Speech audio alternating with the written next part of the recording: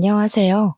저는 경기도에서 소아과 의사로 일하고 있는 35살의 여성입니다. 지극히 평범하게만 살던 제가 얼마 전 끔찍한 일을 겪어서 이렇게 사연을 보내게 되었어요. 모든 일을 겪고 난 지금 다시 생각해봐도 어떻게 사람이 그럴 수 있나 싶기도 하고, 한편으로는 빨리 그 사람들의 실체를 알게 돼서 다행이다 싶기도 합니다. 그동안 아무에게도 말하지 못했지만 그래도 두 번 다시는 이런 일이 생기면 안 될 것 같아서 익명의 힘을 빌려 용기를 내 사연을 보냅니다. 저는 어린 시절부터 아이들을 정말 좋아했어요. 한때는 어린이집이나 유치원 선생님을 꿈꿨을 때도 있었지만 이보다 아이들에게 더 도움되고 의미 있는 일을 해보고 싶었습니다. 그래서 소아과 의사라는 꿈을 가지고 의대에 진학했고 열심히 노력해서 전문의 자격증도 따고 소아과도 개원할 수 있었어요. 사실 소아과를 개원할 때는 비용이 적지 않게 들어서 약간 부모님의 도움도 받긴 했습니다. 저희 아빠는 지금 자동차 부품 회사를 운영하고 계시는데 자세히는 모르지만 직원 수가 50명 정도 되고 연 매출이 100억 정도 되는 회사이거든요. 회사를 잘 운영하시는 부모님 덕에 저는 제가 하고 싶은 일을 다 하며 별 어려움이나 걱정 없이 편하게 살았습니다. 이랬던 제가 나이를 한 살 한 살 먹으면서 걱정이 생기게 되었는데 그것은 바로 저의 결혼 문제였습니다. 아이를 엄청나게 좋아했기에 결혼을 빨리 해서 저와 닮은 아이를 갖고 싶었으나 저는 어릴 때부터 공부만 해왔고 이성에 대해서는 큰 관심이 없었습니다. 그래서 남들은 다 하는 연애도 제대로 해본 적이 없었어요. 연애해야 결혼도 하고 아이도 갖고 할 텐데 연애도 해본 적이 없는 제가 무슨 수로 아이를 낳을 수 있겠습니까? 30살을 넘기면서 이대로는 안 되겠다 싶어 주변에서 결혼할 남자를 찾기 위해 백방으로 노력했어요. 그런데 연애와 공부는 다르더라고요. 공부는 제가 열심히 노력하면 얼마든지 되는 것이었는데 연애는 노력한다고 해서 되는 것이 아니었습니다. 남들은 어린 나이에 소아과 의사가 되어 개원한다고 부러워했지만 저는 정말 답답하고 결혼을 못하는 이 현실이 속상했어요. 그래서 결혼 정보 업체를 통해 제 짝을 찾아볼까도 했지만 조건만 보고 억지로 맺어진 인연은 싫었습니다. 그러던 어느 날이었어요. 소아과에 비타민과 같은 유아 영양제를 납품하는 제약회사가 있었는데 우리 병원을 담당하던 영업 직원이 새로 들어왔다고 인사를 왔습니다. 그런데 이 영업 직원이 저의 고등학교 동창 이도훈이었어요. 도훈이는 저를 한눈에 알아보고 너무 반가워하며 자신의 명함을 주었고 저도 반가운 마음에 제 명함을 건넸습니다. 도훈이는 학교 다닐 때부터 공부를 잘하더니 의사가 됐느냐고 하며 별일 없으면 오늘 저녁 퇴근 후 같이 밥이나 먹자고 했어요. 저도 별 약속이 없었고 그날은 야간 진료도 없어서 식당에서 보기로 했답니다. 그날 저녁 약속한 시각이 되어 만나기로 한 식당으로 나갔어요. 도훈이는 이미 식당에 와 있었고 제가 식당에 들어가자 아주 반갑게 맞아주었습니다. 고등학교 시절에는 그저 개구쟁이였는데 어른이 되고 어엿한 직장인이 된 도훈이는 참 늠름해 보였어요. 우리는 순수했던 고등학교 시절로 돌아가 그동안 살아온 이야기를 나누었습니다. 도훈이네 아버지는 작은 회사를 운영하고 계셨고 어머니는 보육원을 운영하고 계셨어요. 그리고 도훈이에게는 3살 많은 형이 있었는데 그 형은 지적장애 장애가 있었습니다. 대화하다가 문득 도훈이의 형이 생각나서 요새 어떻게 계시냐고 물었더니 좋은 짝을 만나 몇 년 전에 결혼했다고 하더라고요. 그날 우리는 밥과 술을 먹으며 급속도로 친해지고 그 뒤로도 종종 연락을 주고받았습니다. 주말에는 영화도 보고 같이 운동도 하며 자주 만나다 보니 우리는 서로에게 이성적인 호감이 생기기 시작했고 정식으로 연인이 되었어요. 그렇게 6개월 정도 만났는데 만나면 만날수록 도훈이는 참 좋은 사람이라는 생각이 들었습니다. 저의 이야기를 잘 들어주고 지난 6개월 동안 한 번도 욱하거나 화를 낸 적이 없었으며 어른들에게도 예의 바르게 행동했어요. 그런 모습을 보니 도훈이가 더 좋아지고 이런 사람과 결혼하고 싶다는 생각까지 하게 되었답니다. 도훈이 역시 저와 같은 생각이었는지 저와 결혼하고 싶다는 이야기를 종종 했고 서로의 마음을 확인한 우리는 결혼을 계획하고 각자의 집에 방문하기로 하였습니다. 먼저 이제는 저의 예비 남편이 된 도훈이가 우리 집에 인사를 드리러 왔어요. 저는 예비 남편에게 빈손으로 오라고 신신당부를 했지만 예비 남편은 그럴 수 없다며 어르신들에게 필요한 영양제에 과일까지 사들고 집에 왔습니다. 부모님은 너무 반가워하시며 제가 나이 먹고 결혼도 못할 줄 알았는데 이렇게 저와 결혼을 결심해줘서 고맙다며 아주 많이 반겨주셨어요. 도훈이는 엄마가 새벽부터 준비하신 음식들을 아주 복스럽게 먹었고 그런 모습을 본 부모님은 아주 좋아하셨습니다. 식사를 마친 후 거실에서 이야기하다가 예비 남편의 부모님, 저에게는 예비 시부모님에 관한 이야기가 나왔습니다. 그런데 놀랍게도 예비 시아버지가 운영하는 회사가 우리 아빠 회사의 하청업체더군요. 아빠는 세상에 이런 우연이 어디 있느냐고 하며 아무래도 보통 인연이 아닌 것 같으니 조만간에 얼른 상견례를 하고 결혼 날짜를 잡기로 하였습니다. 도훈이와 부모님의 첫 만남은 아주 화기애애했고 이어서 다음 주에는 제가 예비 남편의 집에 첫인사를 드리러 갔어요. 저는 어지간하면 긴장을 하지 않는 성격인데 정말 심장이 튀어나올 정도로 엄청나게 떨렸습니다. 예비 남편은 그런 저의 손을 꼭 잡아주며 우리 부모님은 이미 허락하셨으니 친척집이라고 생각하고 편하게 이야기하라고 했어요. 집에 들어가니 예비 시어머니는 저를 너무 반갑게 맞이해 주시며 소아과 의사이니 공부는 당연히 잘했을 텐데 얼굴도 참하게 이쁘다며 반겨주셨습니다. 예비 시아버지 역시 환하게 웃으시며 잘 왔다고 어서 오라고 하셨어요. 두 분의 따뜻한 환대를 받으며 거실로 들어갔는데 상에 육회, 공회 모든 음식이 다 있더라고요. 세상에, 저 이런 상은 식당에서나 봤지 집에서는 처음 봐요. 저 음식 가리는 것 없어서 밥에 김치만 있어도 잘 먹는데 힘들게 왜 이리 많은 것을 차리셨어요. 너무 감사합니다. 우리 집 며느리가 될 사람이 처음으로 왔는데 당연히 맛있는 음식으로 대접해야지. 어서 와서 앉아요. 예, 지은아, 네 동서 될 사람 왔는데 왜 이리 꾸물거리니? 빨리 밥 가져오지 못해? 부엌에서는 저의 예비 형님이 땀을 뻘뻘 흘리며 얼굴이 시뻘개져서 허둥지둥 음식을 준비하고 있었습니다. 저는 예비 형님이 당연히 저보다 나이가 많을 줄 알았는데 한눈에 딱 봐도 너무 앳되고 어려 보였어요. 예비 형님께 인사를 하고 저와 예비 남편 그리고 예비 시부모님과 예비 시아주버님까지 상 앞에 앉았습니다. 그런데 예비 형님 혼자서 수저를 놓고 밥을 나르고 국을 나르고 계시는데 아무도 예비 형님을 도와주지 않았어요. 어느 정도였냐면 쟁반에 밥과 국, 수저를 가지고 오면 앉아있는 사람들끼리 상을 차릴 수는 있잖아요. 그런데 예비 남편을 포함한 모든 가족이 그조차도 하지 않아서 예비 형님 혼자 이리저리 다니며 수저를 일일이 다 놓고 밥과 국도 놓더라고요. 이건 아닌 것 같아서 제가 좀 거들려고 자리에서 일어났습니다. 예비 시어머니가 그런 저에게 어디 가느냐고 하시길래 형님 혼자 바빠 보여서 일 좀 거들려고 한다고 했더니 어머니는 굳이 그럴 필요 없다며 오늘 처음으로 온 자리니 그냥 편하게 밥이나 먹고 가라고 하셨어요.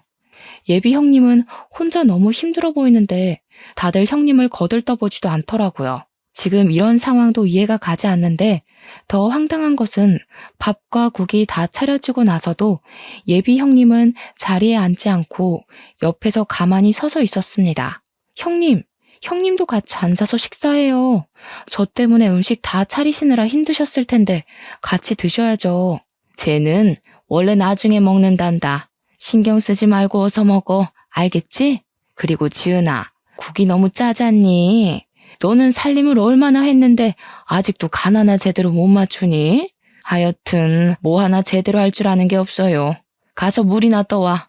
예비 시어머니는 저한테는 아주 상냥하고 나긋나긋하게 잘 대해주었지만 예비 형님한테는 너무 까칠하고 매섭게 이야기하셨습니다. 예비 형님은 그런 어머니의 말에도 원래부터 당연히 그래왔던 것처럼 억울한 표정 하나 없이 밥상 옆에 서 있었고 다른 가족들도 그런 예비 형님을 아무도 신경 쓰지 않았어요. 예비 아주버님 역시 마찬가지였습니다. 자신의 부인이 이런 하대를 받고 있는데도 아무렇지 않게 생각하고 밥만 먹고 있더라고요. 이런 모습이 저는 너무 불편하고 이해가 되지 않았습니다. 편하지 않은 식사가 마쳐지고 부엌에 가보니 설거지할 그릇이 정말 많았고 예비 형님은 그 앞에서 한숨을 쉬고 있었어요. 밥도 못 먹고 차리기만 한 형님이 안쓰러워서 주방에서 같이 설거지를 하려고 했습니다. 제가 고무장갑을 끼자 예비 시어머니는 네가 왜 고무장갑을 끼느냐고 하며 이런 일은 지은이 시키면 된다고 하셨어요. 그러면서 어머니는 제 손에 있던 고무장갑을 빼버리고 예비 형님한테 빨리 상 치우고 과일을 내오라고 했습니다. 예비 형님 혼자 상을 다 치운다고 쟁반에 그릇들을 옮기는데 그 누구 하나 도와주지 않고 구경만 하고 있었어요. 이건 정말 아니다 싶어서 제가 조금씩 도우려고 하자 예비 시어머니도 남편도 아무것도 하지 말고 그저 앉아 있으라고 했습니다. 이렇게 예비 형님 혼자 모든 그릇을 다 치우니 이번에는 예비 시아버지가 빨리 과일 좀 내오라고 화를 버럭 내셨고 예비 형님은 예비 시아버지의 호통에 과일을 깎기 시작했어요. 예비 형님 혼자 종종거리며 과일과 차를 내오고 혼자 부엌에 들어갔습니다. 저는 그런 예비 형님이 신경 쓰여서 마음 편히 있을 수가 없었어요. 저의 이런 속도 모르고 예비 남편은 그저 실실 웃으며 과일을 먹고 있었고 예비 시아버지는 자신이 운영하는 회사와 우리 아빠가 운영하는 회사가 협력 관계라며 세상에 이런 우연이 어딨냐며 좋아하셨습니다. 예비 시어머니와 예비 아주버님도 아주 좋아했지만 이 순간에도 예비 형님은 마치 이 집의 가정부처럼 설거지하고 있었어요. 그래도 가족인데 혼자서 설거지를 다 하는 것이 너무 힘들 것 같아 다시 부엌으로 향했습니다. 아가야, 네가 왜 부엌으로 가니? 뭐 필요한 거 있니? 그게 아니라 형님 혼자 너무 힘드실 것 같아서 도우려고요. 아까 보니까 그릇이 엄청 많이 쌓였던데 아무래도 혼자서 하려면 너무 오래 걸릴 것 같아요. 형님과 이야기도 좀 나누고 싶고요. 그런 힘든 일은 제 혼자 해도 충분해. 너는 손님으로 온 것이니 제 신경 쓰지 말고 앉아서 과일이나 먹으렴. 그리고 무슨 형님이랑 대화하니? 우리끼리만 하면 되지. 지은아, 너도 빨리 설거지 마무리하고 좀 쉬어. 너 때문에 우리 새아가가 불편해하지 않니? 아유, 쟤는 눈치도 없고 생각도 없고 손도 느리고. 예비 시어머니는 제가 민망하게 느낄 정도로 예비 형님을 혼내셨습니다. 이렇게 예비 시어머니가 대놓고 무시를 하는데도 아무도 여기에 대해 토를 달지 않았고 이게 당연하다는 듯이 앉아서 과일을 마저 먹고 있었어요. 심지어 예비 형님의 남편까지도요. 이런 분위기가 정말 이해가 가지 않았고 너무 불편했습니다. 과일을 먹는 둥 마는 둥 하고 예비 시댁에서 나왔어요. 집으로 가는 길에 예비 남편에게 예비 형님에 관해서 물어보았습니다. 예비 형님은 원래 예비 시어머니가 운영했던 보육원에서 아기 때부터 자랐다고 해요. 그러다가 만 18세가 되어 보육원을 퇴소하고 바로 형과 결혼을 해서 지금까지 시댁에서 같이 살며 집안일을 하고 있었습니다. 그럼 형님은 몇 살이냐고 물으니 이제 고작 23살이래요. 예비 아주버님이 36살이니 둘이 무려 13살이나 차이가 났습니다. 남편에게 그럼 아주버님과 형님이 정말 사랑하고 연애해서 결혼한 것이냐고 했더니 그런 건 아니고 그냥 부모님이 결혼하라고 해서 했다는 거예요. 여러분은 이게 말이 되시나요? 지금 세상이 어떤 시대인데 부모님이 정해준 짝과 정략 결혼을 합니까? 저는 아주 기가 막혀서 어이없어 하는 반면 예비 남편의 표정은 너무 태연했습니다. 예비 형님이 이렇게 사시는 것은 아주 당연하다는 뜻이요. 나는 솔직히 어머니가 형님한테 막 대하는 것도 이해가 가지 않고 그런 모습을 보고도 다들 가만히 있는 것도 이해가 가지 않아. 그리고 지금이 어느 시대인데 어머니가 결혼하라고 해서 결혼하고 또 밥상 차린 며느리한테 고생했다는 말은 하지 못할 망정 옆에 서 있으라고 하니? 형수는 아주 어린 시절부터 보육원에서 자라면서 엄마의 도움으로 고등학교까지 졸업했고 졸업 후에도 형과 결혼시켜서 가족이 되어준 거야. 오늘 하루만 본 너는 이해가 안 될 수도 있겠지만 엄마로서는 피 한 방울 섞이지 않은 남에게 학비도 대주고 옷도 입히고 밥도 먹이면서 키운 데다가 가족도 없는 사람에게 가족도 되어줬는데 이 정도 대접은 받아도 되는 거 아니야? 이게 대접이야? 글쎄, 내가 보기에는 형님 그냥 그 집의 가정부이고 하녀 같아 보였어. 차라리 진짜 가정부라면 월급이라도 받지. 형님은 뭐 돈이라도 받니? 난 이 모든 상황이 이해가 가지 않네. 그리고 어머니가 그렇게 한다고 해도 너라도 그렇게 하지 못하게 말렸어야지. 어떻게 그냥 그거를 보고만 있어? 뭘 그렇게 따지고 들어.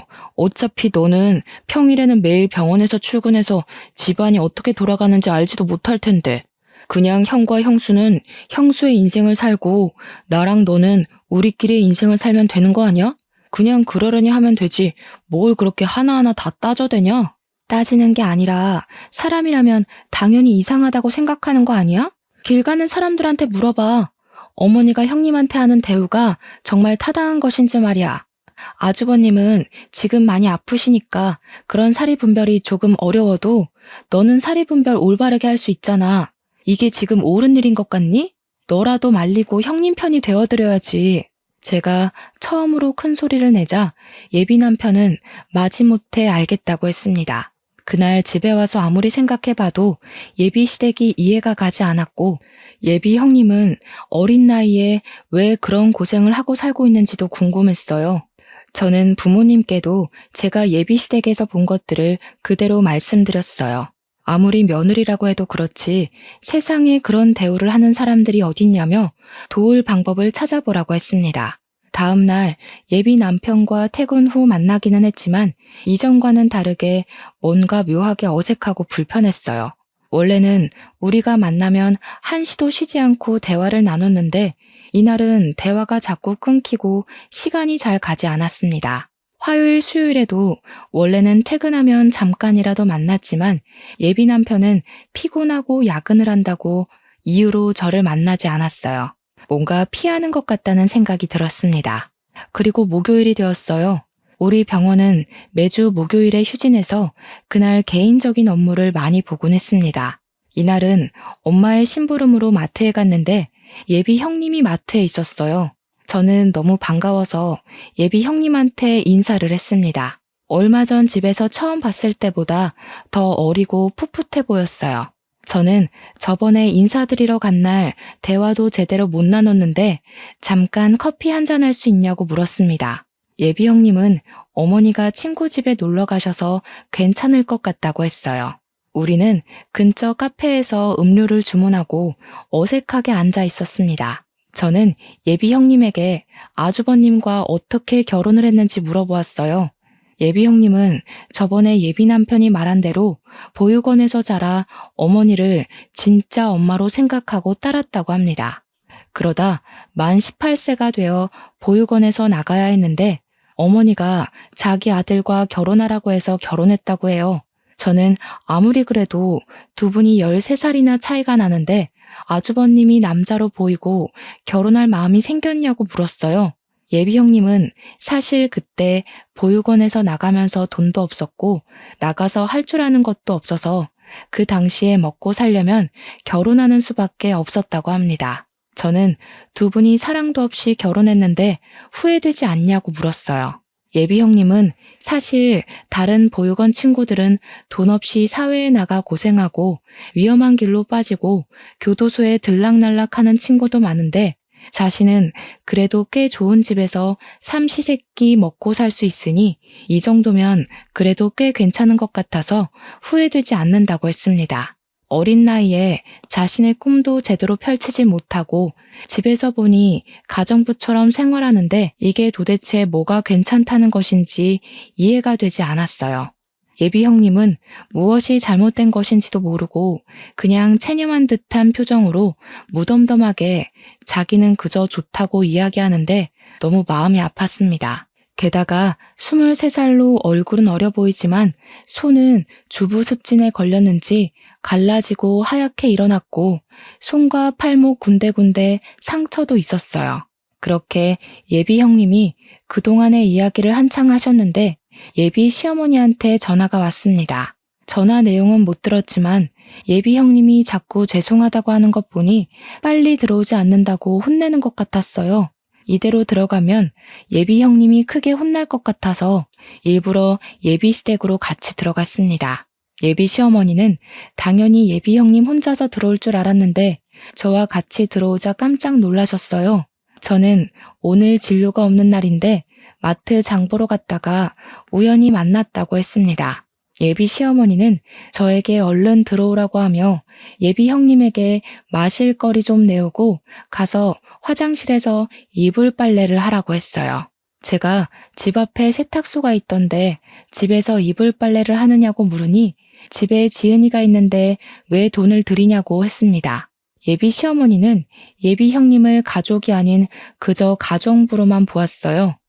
저는 이 집에서 예비 형님을 빨리 구해내야겠다고 생각했고 예비 시어머니가 운영하는 보육원의 다른 아이들은 과연 잘 지내고 있을지 궁금했습니다. 직접 제 두 눈으로 아이들을 확인해 보고 싶어서 예비 시어머니에게 보육원에 가서 의료봉사를 하겠다고 제안했어요. 의료봉사? 해주면 좋긴 한데 너도 바쁠 텐데 굳이 할 필요 있겠어? 아이들도 50명이나 돼서 혼자서는 힘들 텐데. 50명이면 우리 학교 후배들과 함께 의료봉사 나가면 돼요. 의료봉사하면 다양한 환자들을 접할 수 있어서 의사 후배들한테 도움이 되는 부분이 있거든요. 저도 예전부터 의료봉사 꼭 해보고 싶기도 했고요. 어차피 아이들 건강 상태도 검사해야 할 테니 제가 가서 할게요. 이번 주 일요일에 별일 없는데 보육원에 가도 되죠? 일요일? 그래, 일단 알겠다. 보육원에 말은 해놓으마. 아, 그리고 어머니, 예비 형님이 보육원 출신이라고 들었어요. 그날 예비 형님과 같이 가고 싶은데 그래도 되죠? 지은이는 왜? 지은이는 집에서 일하는 아이다. 굳이 거기까지 같이 갈 필요가 있겠니? 같이 있어봤자 별 도움도 되지 않을 텐데.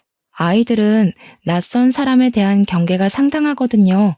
그래서 저 혼자서 진료 보는 것보다는 같이 지냈던 사람이 함께 있으면 더 도움되고 좋을 것 같아요. 그날 예비 형님도 같이 갈 수 있게 허락해 주세요. 예비 시어머니는 예비 형님도 같이 가게 해달라는 말에 매우 당황한 듯 보였지만 제가 거의 조르다시피 하여 허락을 받아냈습니다. 저는 일요일에 예비 시댁에 와서 식구들을 다 태우고 보육원에 가기로 했어요. 다 함께 봉사를 가기로 한 일요일이 되었습니다. 평소에 친하게 지내던 학교 후배들은 바로 보육원으로 출발했고 저는 예비 시댁으로 가서 예비 시어머니와 예비 남편 그리고 예비 형님과 다 같이 보육원으로 향했어요. 예비 남편과 저는 여전히 뭔가 어색했습니다. 보육원에 의사 후배들이 먼저 도착해 있었고 아이들은 운동장에 있었는데 20명 정도밖에 없어 보였어요. 저는 예비 시어머니에게 50명 정도 되는 아이들이 있다고 했는데 왜 이거밖에 없냐고 물었더니 지금 30명 정도는 날이 좋아 소풍을 갔다고 했습니다. 저와 의사 후배들은 바로 조를 짜고 20명의 아이를 분담해서 진료를 시작했어요. 예비 형님은 제 옆에서 아이들의 긴장을 풀어주는 역할을 했고 예비 시어머니와 예비 남편은 보육원 내의 사무실에 들어갔습니다. 진료를 시작했는데 제가 그동안 소아과에서 본 아이들과는 달리 표정이 모두 다 어두웠어요. 원래 아이들은 어른들과는 달라서 아프고 열이 나도 떠들고 장난치는데 보육원에 있는 모든 아이가 눈치 보는 것 같고 뭔가 겁에 질린 표정들이었습니다. 예비 형님이 일부러 아이들에게 말을 걸었지만 다들 저와 후배들을 경계하고 있는 것 같았어요. 묻는 말에 대답도 하지 않고 웃긴 하는데 억지 웃음이었습니다. 아이들의 표정도 상태도 이상했고 제가 분명히 오늘 의료봉사를 한다고 했는데 그 날짜에 맞춰서 절반이나 되는 아이들이 소풍을 갔다는 것도 이상했어요. 다행히 운동장에 있던 아이들은 크게 아픈 곳은 없어 보였습니다. 진료를 마치고 보육원을 둘러보다가 보육원 후문 쪽에 창고 같은 건물이 하나 있었어요. 그곳은 뭐 하는 곳인지 궁금해서 들어가려고 하니 문이 잠겨 있더라고요. 저는 다시 돌아오려다가 무슨 소리가 들리는 것 같아 그 앞에 귀를 대고 서 있으니 보육원 직원이 놀라서 쫓아왔습니다. 여기는 그냥 창고로 쓰이는 곳이고 직원들 외에는 들어갈 수 없으니 얼른 저쪽으로 가라고 했어요. 일단 가기는 갔는데 창고 안에서 분명히 사람 소리가 들렸는데 창고라고 하니 뭔가 수상했습니다. 미심쩍은 부분이 너무 많았고 아이들도 겉보기에는 괜찮아 보였지만 심리적으로는 매우 불안해 보였어요. 그래서 이 보육원에 대해 조금 더 알아봐야겠다는 생각이 들었습니다. 일단 그날은 진료를 마치고 예비 시어머니 몰래 예비 형님의 전화번호를 받아냈어요. 그리고 아무도 몰래 할 말이 있으니 시간 날 때 언제든 전화를 달라고 했습니다. 그날 예비 남편이 집까지 데려다 주는데 보육원에서 본 아이들의 표정이 너무 어둡고 나이에 맞지 않게 눈치를 많이 보는 느낌이었다고 이야기했어요. 예비 남편은 부모가 버린 아이들의 표정이 밝을 리가 있겠냐며 부모님 손잡고 소아과에 온 아이들과 여기에 있는 아이들이 당연히 다를 수밖에 없는 것이 아니냐고 했습니다. 그러면서 보육원 아이들은 부모한테도 버려진 아이들인데 왜 이리 예민하게 구냐고 했어요. 나는 소아과 의사이고 아이들의 상태를 체크해야 하는 사람이야. 그러니까 당연히 아이들이 전체적으로 분위기가 이상할 때는 의문점을 가질 수도 있는 거지. 안 그래? 그리고 그 아이들이 부모한테 버림을 받았어도 나는 이 아이들의 상태를 제대로 확인해야 할 의무가 있다고. 정말 대단한 의사납셨네. 저번에는 형수한테 꽂혀서 그러더니 이제는 보육원 아이들이냐? 지금 우리가 그런 거 따질 시간이 있어? 도대체 우리 결혼 준비는 언제 해? 상견례도 하고 결혼식장도 예약하고 갈 길이 구만리라고. 솔직히 말해서 나 지금 너랑 결혼 진행하는 것이 너무 찜찜해. 뭔가 의심되는 구석도 많고 마음에 걸리는 부분도 많아. 우리 일단 생각할 시간을 일주일만 좀 갖자. 이런 마음 갖고 결혼을 하면 아무래도 불행할 것 같아. 나 여기서 내릴게. 저는 예비 남편의 차에서 내려서 혼자 집으로 걸어갔습니다. 예비 시댁은 보면 볼수록 이해가 가지 않는 부분이 너무 많은데 예비 남편은 그런 저를 그저 예민한 사람으로만 취급했어요. 이대로는 결혼을 진행하기가 어려울 것 같아서 우리는 일주일 동안 생각할 시간을 갖기로 했습니다. 다음 날 오전 시간에는 환자가 많아 바쁘게 시간이 흘렀고 오후가 되자 조금 한가해졌어요. 잠깐 쉬고 있는데 모르는 번호로 전화가 와서 받아보니 예비 형님이었습니다. 지금 어머니가 잠깐 외출하셔서 전화했다길래 지금 당장 나가서 만나고 싶었지만 병원 진료 시간이라 안 되었고 혹시 저녁 때 시간이 되냐고 물었어요. 예비 형님은 저녁 때는 식사 준비하고 정리하고 하느라 바쁘고 아예 늦은 밤, 늦은 시간에 쓰레기 버리러 가는 척하며 잠깐 나갈 수 있는데 그때도 시간이 되냐고 했습니다. 저는 알겠다고 하고 밤늦게 집 앞에서 잠깐 보기로 했어요. 그날 밤 저는 차를 끌고 예비 시댁 앞으로 갔습니다. 시동을 끄고 기다리고 있는데 밤 10시쯤에 예비 형님이 쓰레기를 버리러 나왔어요. 저는 차에서 내려서 예비 형님에게 인사를 하고 일단 제 차로 데리고 갔습니다. 예비 형님에게 사실 어제 보육원에서 이상한 점이 많아서 그런데 보육원에서 어떻게 생활했는지 좀 알려달라고 했어요. 예비 형님은 보육원 생활에 말하기 꺼리는 것 같았습니다. 저는 예비 형님에게 어려운 이야기라는 것은 잘 알지만 그래도 어린 아이들에게 혹시라도 좋지 않은 부분이 있다면 고쳐야 하지 않겠냐며 설득했어요. 예비 형님은 어렵게 과거의 이야기를 꺼냈는데 내용이 정말 충격이었습니다.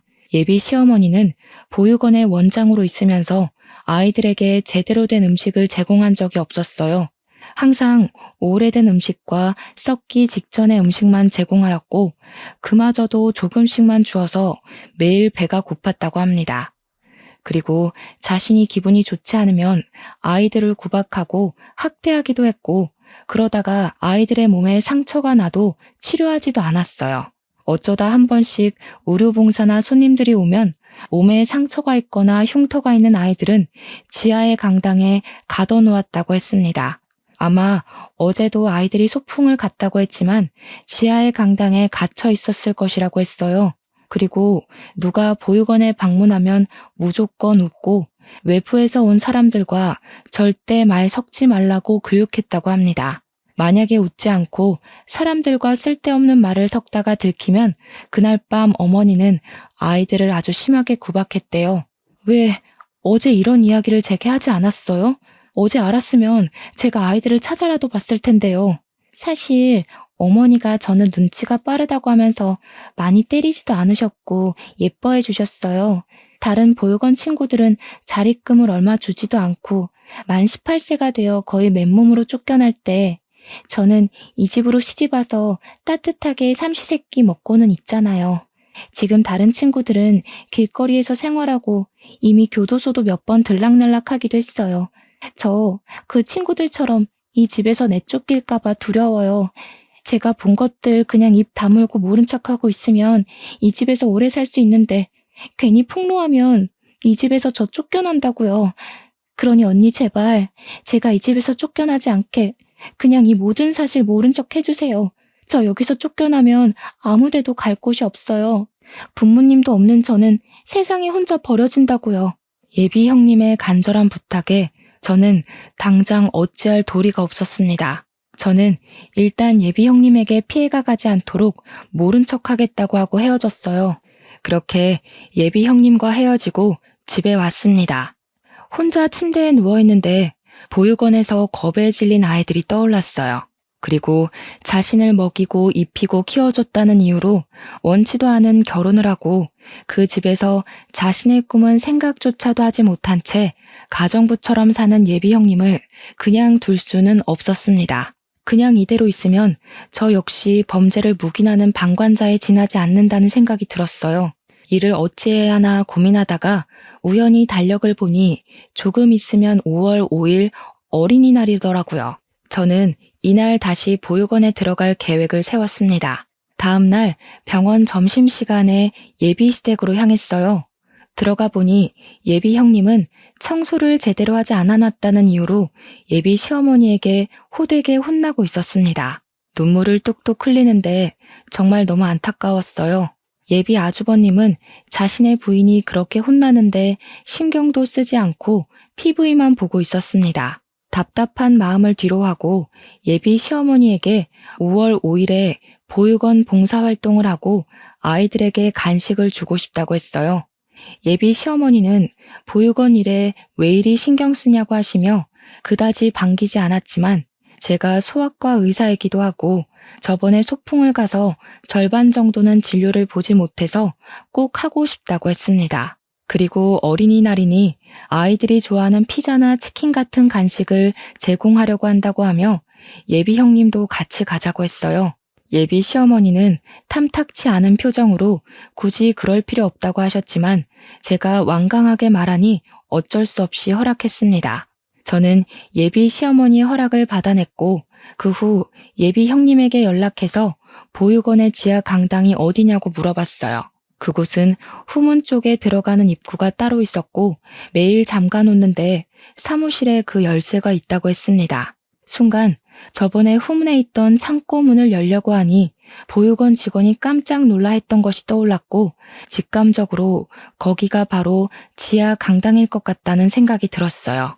제가 알게 된 모든 사실을 부모님께 말씀드리니 부모님은 세상에 어떻게 아이들을 데리고 그런 짓을 할 수 있냐며 이거는 절대 용서하면 안 될 행동이라고 분노하셨습니다. 그런 집안과 제 결혼은 당연히 안 되는 것이고 이들이 법의 심판을 받도록 해야겠다고 하시며 제게 평소에 친분이 있던 변호사 한 분을 소개해 주셨어요. 저는 변호사님께 내가 알고 있는 사실들에 관해서 이야기했고 변호사님은 최선을 다해 도와주겠다고 했습니다. 그리고 예비 형님은 자신의 의지와는 상관없이 보육원 원장인 어머니가 시켜서 지적 장애가 있는 아들과 결혼한 것인데 혹시 혼인 취소가 가능하냐고 물었어요. 어렵기는 하지만 그래도 상황을 보면 아주 힘들 것 같지는 않다며 한번 진행해 보자고 했습니다. 그리고 5월 5일 어린이날이 되었어요. 저는 의사 후배들과 변호사님을 의사 후배인 척 위장을 하고 함께 보육원으로 향했습니다. 그날도 아이들은 운동장에 모여 있었는데 30명 정도밖에 없었어요. 나중에 온 예비 시어머니에게 아이들이 왜 이것밖에 없냐고 했더니 저번에 소풍 가서 진료를 못 본 아이들만 있고 그날 소풍을 못 간 아이들이 오늘은 소풍을 갔다고 했습니다. 아이들은 여전히 표정이 밝지 않았고 우리를 상당히 경계했어요. 한 명씩 진료를 보다가 직원들이 바쁜 틈을 타서 저와 변호사는 빠져나왔습니다. 몰래 사무실로 들어가 열쇠 뭉치를 찾아 챙기고 후문 쪽의 창고로 갔어요. 열쇠가 하도 많아 시간이 오래 걸렸지만 예비 시어머니와 보육원 직원들이 아이들에게 간식을 주느라 바빠서 저와 변호사님을 신경 쓰지 못했습니다.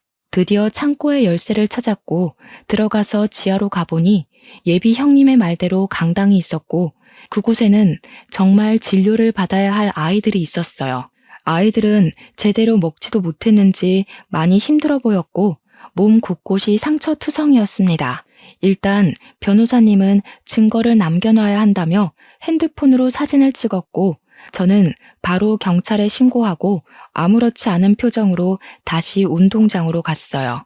운동장에서는 예비 시어머니가 아이들에게 피자를 나눠주고 있었고 아이들은 서로 이야기도 하지 않고 허겁지겁 먹고 있었습니다. 예비 시어머니가 저를 찾았다며 어디에 다녀왔냐고 물으셔서 잠깐 화장실에 다녀왔다고 하며 대충 둘러댔어요. 잠시 후 저의 신고를 받고 출동한 경찰들이 보육원으로 들어왔습니다. 예비 시어머니가 무슨 일로 오셨냐고 물었고 경찰들은 여기 아동학대 신고가 들어왔다고 했어요. 예비 시어머니는 지금 아이들이 논란이 빨리 가라고 했지만 경찰들은 신고가 들어온 이상 확인을 해봐야 한다고 했습니다. 이쪽으로 오세요. 저기 창고에 지하 강당이 있는데 그곳에 아이들이 있습니다. 어머니, 언제까지 끔찍한 일들을 숨기려고만 하셨어요? 어떻게 따뜻한 손길이 많이 필요한 아이들에게 이런 짓을 하실 수가 있으세요? 예, 유나야. 지금 무슨 말을 하는 거니? 내가 뭘 어쨌다고? 그리고 지하 강당이 있다는 것은 어떻게 알았어? 설마 지은이가 다 이야기한 거니? 누가 이야기한 것이 뭐가 중요하겠어요. 어머니가 지금 아이들을 학대하고 보육원 출신인 형님의 인생을 망쳤다는 것이 중요하죠. 어떻게 아무리 부모님이 없다고 해도 그렇지 어머니 맘대로 자기 아들과 결혼시킬 생각을 하세요? 정말 끔찍합니다. 어머니가 그동안 저지른 모든 일들 다 처벌받게 될 거예요. 단단히 각오하세요. 예비 시어머니는 아동학대 혐의로 경찰에 바로 구속수사가 진행되었습니다. 저는 함께 경찰서를 갔다가 예비 형님과 함께 우리 집으로 갔어요. 이렇게 정신없고 제 평생 잊지 못할 어린이날이 지나갔습니다. 다음 날 병원에서 진료를 시작하려는데 밖에서 시끄러운 소리가 들려서 나가보니 예비 남편이 화가 잔뜩 나서 다 뒤집어 엎고 난리더라고요. 야, 김윤아, 너는 남의 집 이렇게 풍비박산을 내놓고 태연하게 일을 하고 있어? 어떻게 사람이 이렇게 잔인해? 잔인? 진짜 잔인한 사람들이 누군데 여기 와서 난리야? 너네 부모 그동안 지은 씨를 얼마나 못살게 굴었니? 부모 없는 고아라는 이유로 자기들 멋대로 결혼시키고 집에서 가정부처럼 일 시킨 사람들이 어디서 나한테 잔인하대. 너희들은 그냥 너희들이 저지른 일에 대한 벌을 받은 거야. 알겠어? 괜히 여기 와서 화풀이하지 말고 빨리 가. 이게 지금 보자 하니까 그니까 넌 지금 네가 잘했다는 거야? 당연하지. 힘없는 아이들 학대하고 괴롭히는 사람들은 당연히 벌 받아야 하는 거 아니야? 안 그래요, 어머니들? 이때 병원에는 아이들의 어머니들이 정말 많이 계셨습니다. 저와 예비 남편의 대화를 다 들은 어머니들이 웅성대기 시작했고 아이들을 학대한 사람들은 당연히 벌 받아야 한다며 다들 제 말에 적극적으로 동의하셨어요. 예비 남편은 어머니들의 반응에 더는 말을 못 이어나가고 소리 지르며 정신 나간 사람처럼 발광했고 저는 예비 남편을 경찰에 신고했습니다. 결국 예비 남편은 경찰에 끌려나갔고 그게 그의 마지막 모습이었네요. 그 뒤 예비 형님, 아니 지은 씨는 우리 집에서 같이 생활했습니다. 우리 엄마가 해주신 음식을 먹고 저와 같은 방에서 살았는데 평생 혼자 살던 내게 친동생이 생긴 것 같아서 너무 좋았어요. 사실 옛날부터 자매끼리 같이 맛있는 음식도 먹고 놀러 다니는 모습을 보면 너무 부러웠거든요. 저도 그런 동생이 생긴 것 같아서 같이 사는 게 즐겁답니다. 지은 씨는 우리 집에서 한 달 정도 쉬고 바로 혼인 취소 소송을 진행했어요. 전 예비 시어머니는 보육원에서 아동학대 혐의로 조사를 받느라 정신없고 지은 씨의 남편은 정신적으로 힘들어서 제대로 된 소송이 어려웠습니다. 그런데 도훈 씨 아버지가 지은 씨 남편의 후견인 자격으로 혼인 취소를 안 시키려고 하는 거예요. 이를 어찌해야 하나 싶어 아빠에게 말씀드렸더니 걱정하지 말라며 방법이 하나 있다고 하셨어요. 현재 도훈이 아버지의 회사가 우리 아빠 회사의 하청업체인데 그쪽 회사 매출의 80%가 우리 아빠 회사와의 거래로 생긴다고 합니다. 따라서 아빠 회사가 거래를 끊어버리면 도훈이 아버지의 회사는 운영이 어려운 상황이었어요. 이러한 점을 이야기하며 아빠는 도훈이의 아버지에게 혼인 취소해주지 않으면 모든 거래를 끊어버리겠다고 했습니다. 결국 도훈이 아버지는 어쩔 수 없이 첫째 아들의 혼인을 취소했고 지은 씨에게 위자료까지 주게 되었어요. 그 뒤로 지은 씨는 우리 집에서 생활하며 아빠 회사의 격리 직원으로 일하고 있습니다. 지은 씨는 이번 일을 겪으면서 자신도 누군가에게 도움이 되는 사람이 되고 싶다며 간호조무사 자격증을 따려고 공부도 열심히 하고 저와 함께 한 달에 한 번은 보육원 봉사활동을 다니고 있어요. 그리고 도훈이의 어머니는 아동학대 혐의가 인정되어 징역 2년에 집행유예 4년을 선고받았답니다. 이번에 이 일을 겪으면서 너무 화가 나기도 하고 어린 아이들이 정말 안타까웠어요. 의지할 곳 하나 없는 어린아이들을 괴롭히고 이용하는 나쁜 사람들이 아직도 세상에 있다는 것이 정말 속상했습니다. 사실 저는 그동안 여기 사연을 듣기만 했지 쓰는 사람은 아니었지만 너무 답답한 마음이 들어서 이렇게 사연을 쓰게 되었어요. 제 글솜씨가 그다지 좋지 않아 저의 답답한 마음이 여러분께 제대로 전달되었는지는 모르겠습니다. 그때 일을 생각하며 쓰려니 뒤죽박죽이 되어버린 것 같지만 그래도 상황 설명은 어느 정도 되었으리라 생각되네요. 다시는 이런 일이 없으면 좋겠고 세상의 모든 아이가 다들 행복해지는 그날이 오기를 바라며 저의 사연은 여기서 마무리 지으려고 합니다. 끝까지 들어주신 모든 분께 진심으로 감사드립니다.